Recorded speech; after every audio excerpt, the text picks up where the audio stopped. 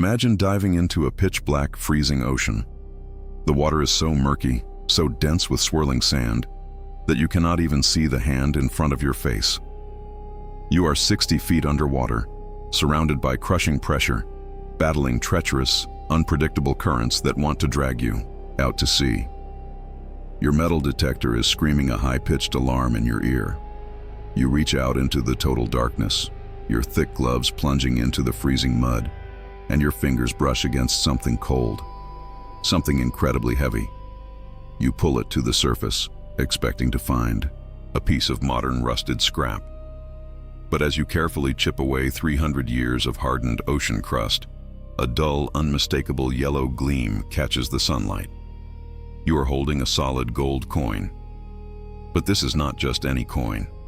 You have just disturbed the final resting place of the most successful, most notorious, and most cursed pirate ship in human history. A floating fortress that swallowed over 100 men alive in a single, terrifying night. And as you hold that gold, you do not realize yet that the ocean did not just preserve the staggering treasure. It preserved the horror. This is the story of a maritime mystery so dark, so steeped in blood, ambition, and sudden death, that many believed it was better left buried forever. For centuries, this shipwreck was nothing more than a ghost story whispered by sailors in dimly lit seaside taverns.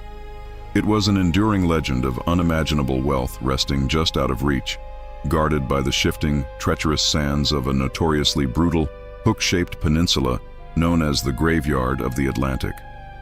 Over the decades, people lost their life savings, their reputations, and their sanity trying to find it. Because this was not just an ordinary shipwreck. It was a legendary pirate galleon, a heavily armed behemoth bursting with the looted wealth of over 50 conquered vessels. But history tries to hide a terrifying truth from you. The gold was cursed by the sheer weight of the suffering it caused, and the ocean demands a terrifying price from anyone who tries to take it back. Let us step back into the early 18th century, right into the bloody heart of the golden age of piracy. The oceans were a lawless, terrifying frontier, ruled by ruthless men who lived by the sword and died by the rope. But among this chaotic breed of outlaws, one man stood out. They called him the Prince of Pirates, though his real name was Black Sam Bellamy. He was not your typical bloodthirsty marauder. He was young, highly charismatic, brilliantly strategic, and incredibly dangerous. He did not just want to rob isolated merchant ships. He wanted to build an unstoppable empire on the waves. Driven by a burning desire to prove himself after being rejected by the wealthy family of the woman he loved, he vowed to return with a fortune so massive it would shake the world.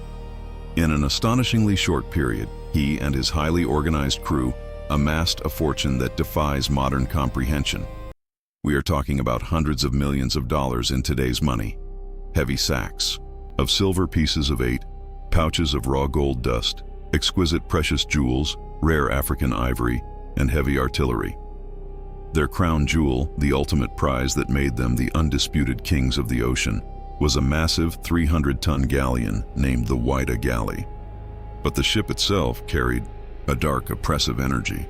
It had originally been built for the darkest trade in human history, designed as a fortress to transport human cargo.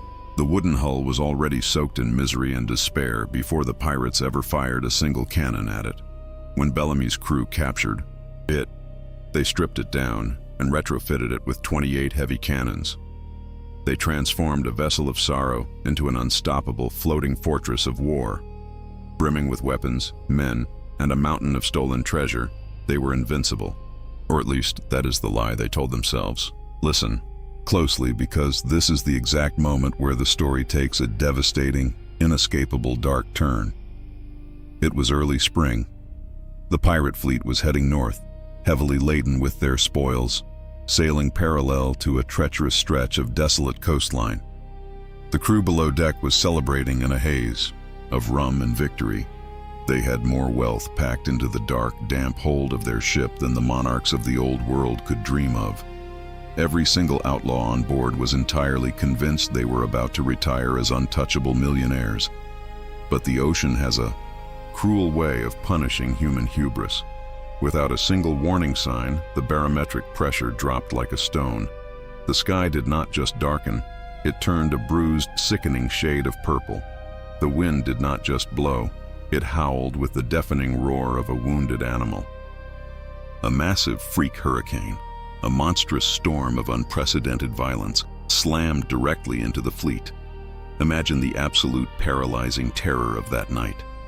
You are trapped on a massive wooden ship, pitching violently in freezing black waves the size of tall buildings.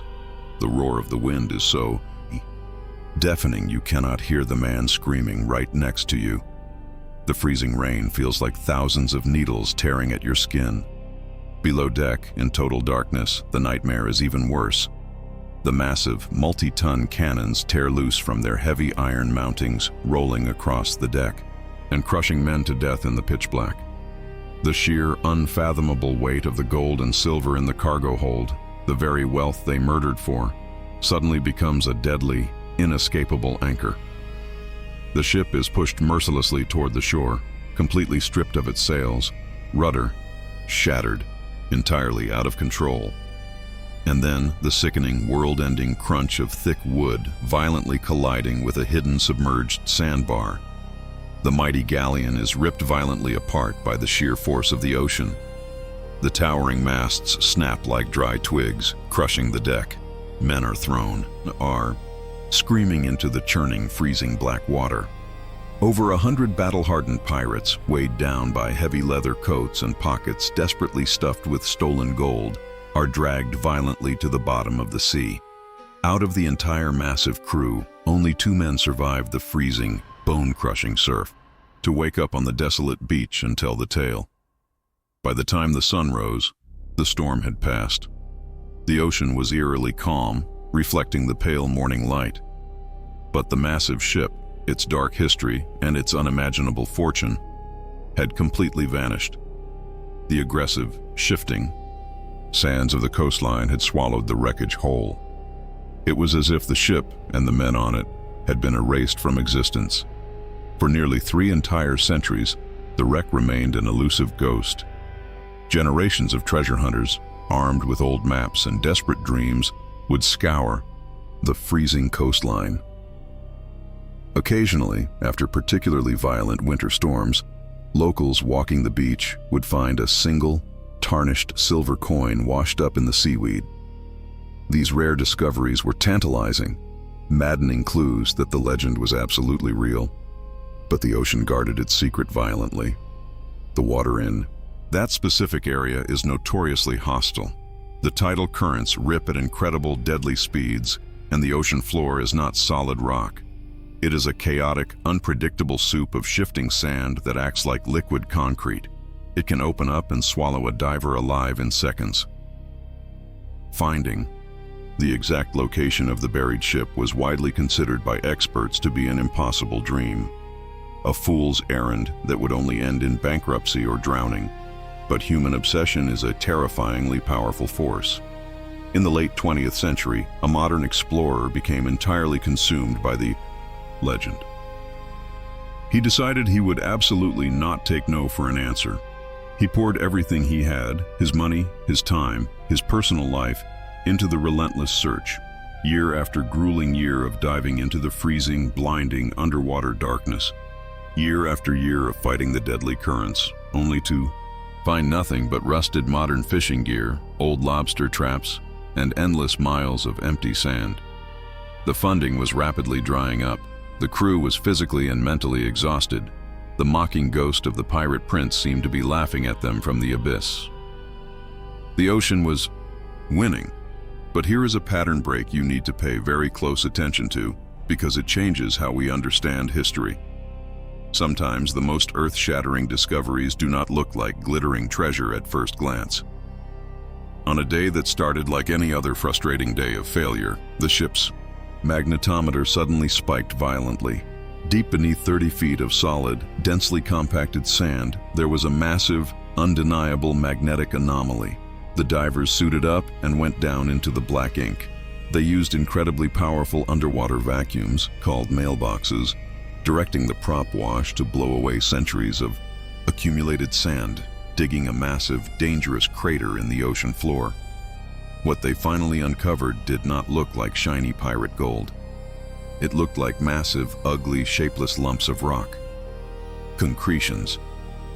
Over 300 years, the complex chemical reactions of the salt water had fused the iron of the ship's cannons, the sand, the artifacts, and the treasure into solid, impenetrable stone-like masses. It was a crushing disappointment. They hauled tons of this ugly rock onto the deck, exhausted and defeated, until they brought one of these heavy concretions into a laboratory and ran it through an industrial X-ray machine. What they saw glowing on that high-contrast screen made the blood in their veins run ice cold. Hidden deep inside the solid rock, perfectly, chillingly preserved, were the ghosts of the violent past. Flintlock pistols still heavily loaded with lead musket balls waiting to be fired. Hundreds of silver coins perfectly stacked in rolls, exactly as they had been tightly bound in the pirates' leather pouches before the fabric rotted away. Intricate belt buckles, heavy brass buttons, and stunning, ornate gold jewelry ripped from the necks of forgotten victims. The freezing ocean had acted as a flawless time capsule, freezing the violent, chaotic final moments of the pirate crew in solid stone. The treasure was real. The unimaginable mythical wealth was finally seeing the light of day after 3 long centuries suffocating in the darkness. But the true climax of this decades-long obsession, the most shocking discovery of all, was yet to come. To legally claim the exclusive rights to the wreck, the explorers needed absolute, indisputable proof of the ship's identity. Finding random gold is just finding gold. It doesn't prove the legend. They desperately needed a name. Months later, digging deep in the blinding, dangerous muck of the trench, divers bumped into a massive, heavily concreted chunk of metal. It was a large bronze ship's bell, covered in thick green marine growth, heavy and imposing. They carefully attached lift bags and brought it to the surface, the entire crew holding their breath in dead silence. As they gently, painstakingly cleaned away the centuries of hardened ocean grime, clear letters began to magically emerge from the bronze. First, an unmistakable date, 1716. Then, a name, the exact legendary name of the pirate ship. The crew erupted in explosive cheers, crying and hugging. They had officially done the impossible. They had found the only verified pirate shipwreck in the world, but the loud celebration was tragically short-lived, quickly replaced by a haunting, chilling silence. Because as the conservationists continued to carefully excavate the hardened lumps of ocean rock, they found something that instantly sobered every single person on the team. Deep inside one of the concretions, wedged right next to a pile of shining, pristine silver coins, they found a small, dark object. It was a tiny leather shoe.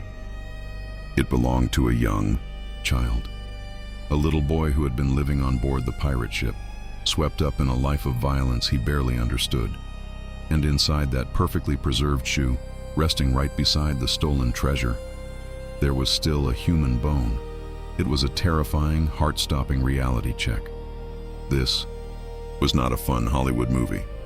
This was not a romantic fantasy adventure of swashbuckling heroes. This site was a massive underwater mass grave. The staggering treasure they were pulling from the ocean floor was deeply soaked in tragedy.